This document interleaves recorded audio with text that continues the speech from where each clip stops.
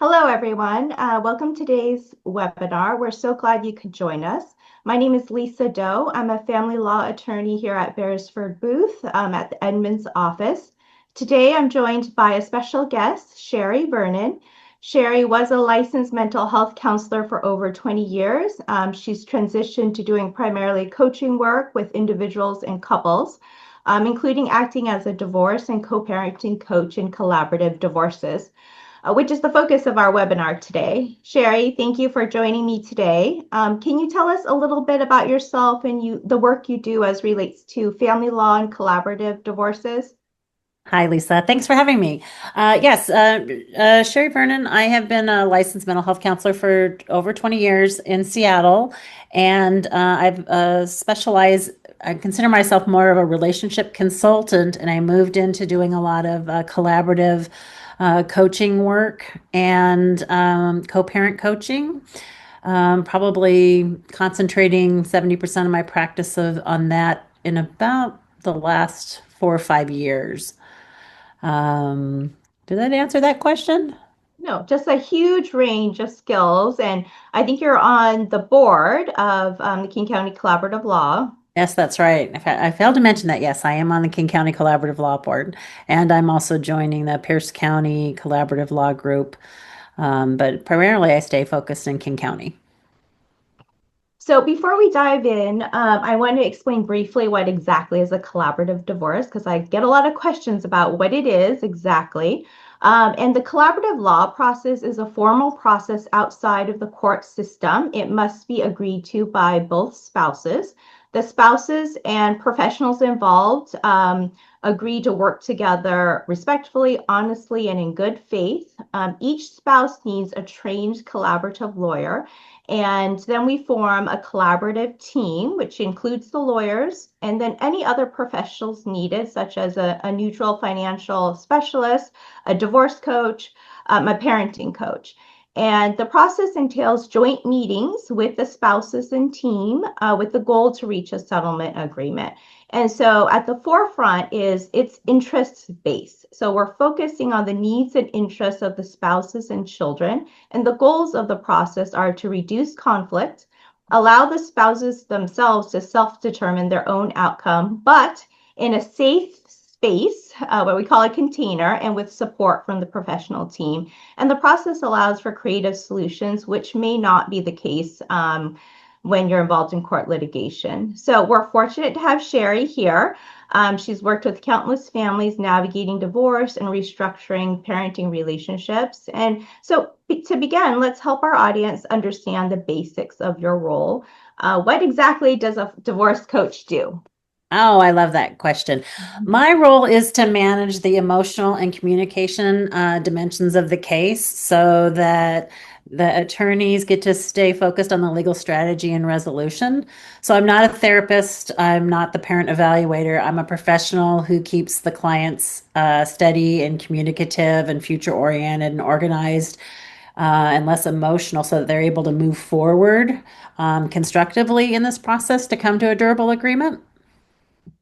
So I always think a divorce coach is necessary. Like when you're forming the team, you decide which roles are necessary. And to me, having a divorce coach almost 100% is critical because they're the ones who keep the everyone focused and having productive communications. And where that breaks down is when there's a lot of emotions involved, and it can be hard to deal with a lot of like past things that have happened in the past. And that's the role of the divorce coach. So everyone else can focus on, like, attorneys are focusing on the legal side, parties are focusing on future and meeting goals, and the divorce coach is there to help us kind of regulate emotions and keep everything on track. Mhm. In terms of a co-parenting coach, what do you do when you're in that role?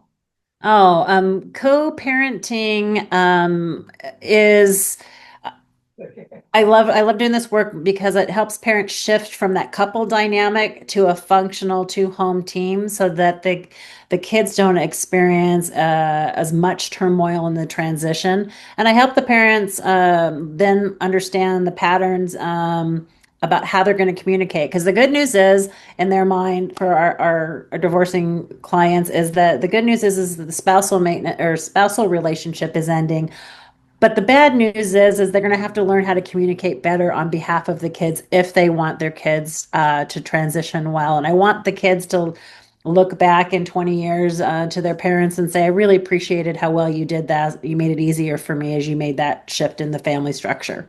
So that's what I do as a co-parent coach, is help those parents figure out how to do the home functioning two-home team.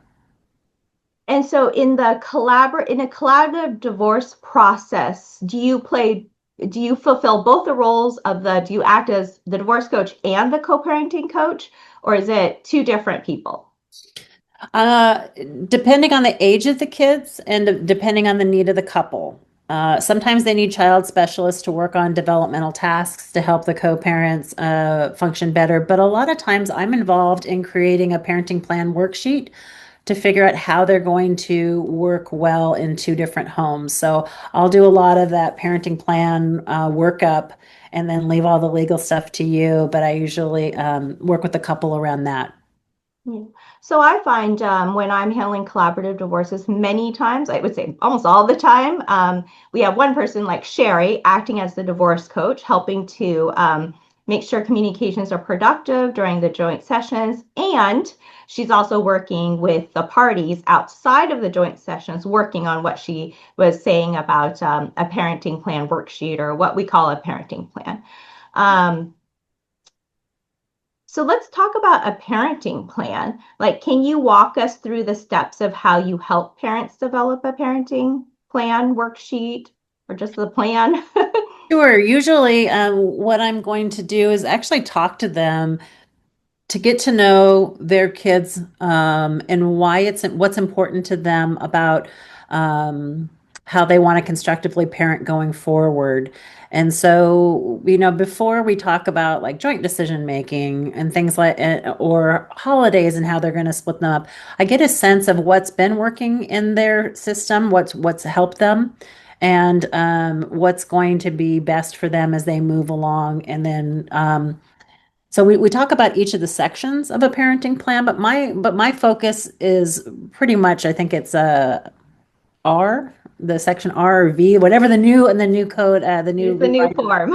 yeah, the new form is. Yeah, I'm more focused on that portion of it. But what I'm trying to do is get both people communicating in a way so that they can be constructive and working in mutual agreement. While building a parenting plan and deciding, because maybe joint decisions on medical that's been handled by one person is really important, or maybe they want to handle that differently. So we kind of talk about it, and then after they talk about it with me, and I talk about best practices, then I usually refer them back to their attorneys to have conversations of what do you think? Is this a good idea?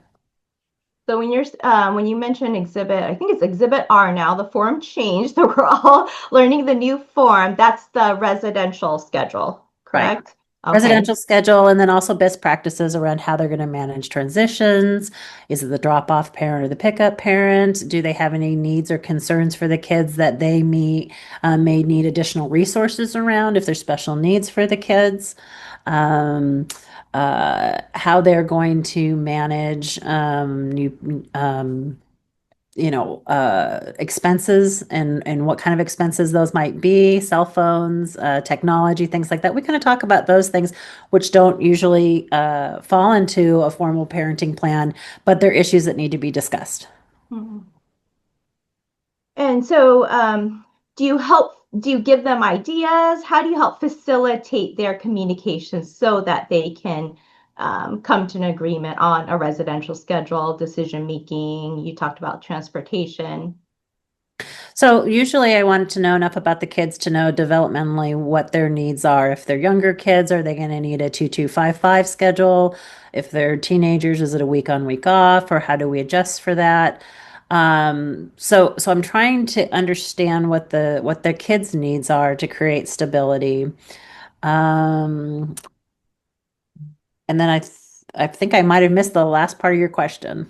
I don't know if No, I you answered. answered it. You answered it perfectly. But what do you think? So, aside from the working out the parenting plan with the parents, and you've emphasized the focus on the children. What is their developmental needs? What stage in life are they at?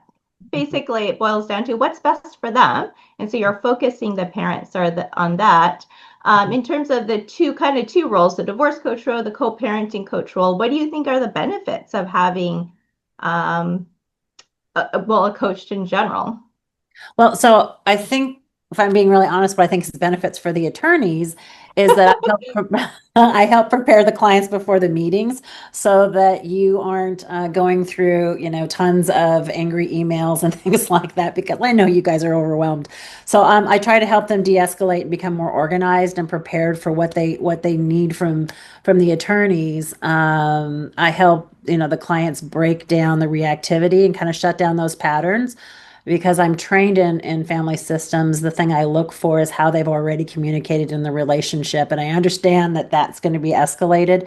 And so I know how to intervene to de escalate that so that you guys get to have more effective meetings. I teach them, like I said, how to communicate better from a co parent perspective and help them articulate their interests and set of positions. Because I think that gives that's a lot of the heavy lifting that you guys have to do is get them to think about their interests versus their positions. Yes, I definitely see that. Like coaches, when we have these joint sessions, they're always reminding, are we thinking about interests and not positions? And are we thinking about moving forward rather than like things that have happened in the past? So definitely a benefit to having a coach, outside working with the parties, outside of the sessions and during the sessions as well. What would you say? Well, what would you recommend in terms of when to get a coach involved? Should that be like right away when they decided to divorce? Should we wait until they started the process and that we're forming a professional team? What are your thoughts on that? So I think early on is very important. I think after you just if you talk through the clients and they decide that they want to enter into a collaborative process, I think after that you want to introduce them to the neutrals so that they can get a sense of does that person work and sound good for my team, or on the recommendation of their counsel. I think that it helps to have the coaches in up front because we're going to learn so much about the tone that they're setting. And as a coach, if I come in several meetings into it and they're already in high conflict, I'm playing a lot of catch up. And it's not it actually can reduce the number of meetings. It can reduce the gridlock that happens if I'm brought on earlier. So as we wrap, that went so fast. I have so many more questions for you, Sheri. So you'll need to come back on. But I would love to. yeah, but as we wrap up, do you have any final thoughts or advice or pieces of wisdom you want to impart with our audience? I what do I want to I would say I think that the work we do is really, really hard because we meet people in a really tough time in their lives. And I know the responsibility that's put on attorneys because they're saying, here, make my future okay. And what I think my role is to help alleviate some of that stress from the attorneys and help clients find their voice, articulate their needs better so that the process goes more smoothly. So I look forward to an opportunity if I get a chance to work with you people. And I think not only attorneys, you take the pressure off of the parties, right? You're a great sounding board. And just your role is facilitating communications for everyone, right? That's very valuable. So I want to put up your contact information. So, as we, divorce and co-parenting are never easy, but the tools and support provided by a skilled coach like Sheri can help parents stay focused on the best interest or well-being of their children. Here's our contact information if you would like to reach out. Thank you to everyone for joining us today. And Sheri, special thank you to you. Appreciate all the valuable insight you've provided us today. Very welcome. And it's great to be with you too, Lisa.